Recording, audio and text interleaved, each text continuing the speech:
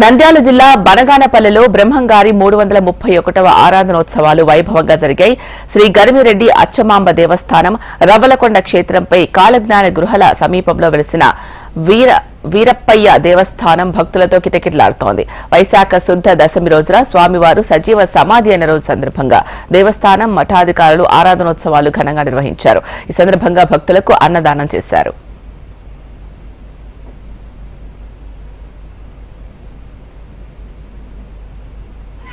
ఉమ్మడి కర్నూలు జిల్లా బనగానపల్లిలోని ఈ రవ్వలకొండలో కోతులూరి వీరబ్రహ్మం గారు నడియాడిన ప్రదేశం ఇది రవ్వలకొండ.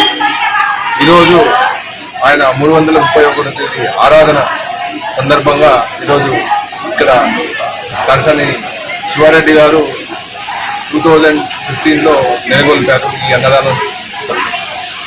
అంతకంటే ముందు నుంచి ఒక 5 ఏళ్ల నుంచి కూడా ఇక్కడ ముఖ్యంగా అన్నదానం ఆయన ఆధ్వర్యంలో జరుగుతుంది.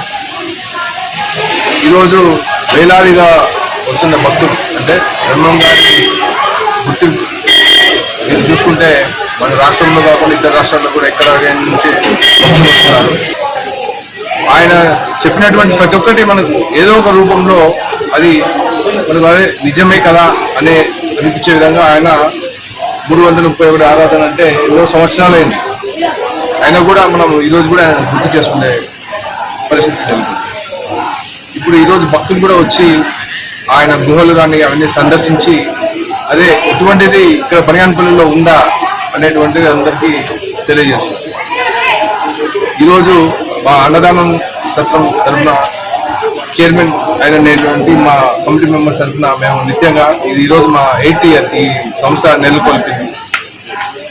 ఈ రోజు నుంచి మేము ఖచ్చితంగా నిత్యంగా ఇది ఒక్కరోజు కూడా ఆపకుండా కరోనా టైంలో తప్ప మిగతా టైంలో అన్ని రోజుల్లో కూడా ఈ సత్రాన్ని నడిపి భక్తులందరికీ వారికి అన్ని సేవలు అందిస్తున్నారు.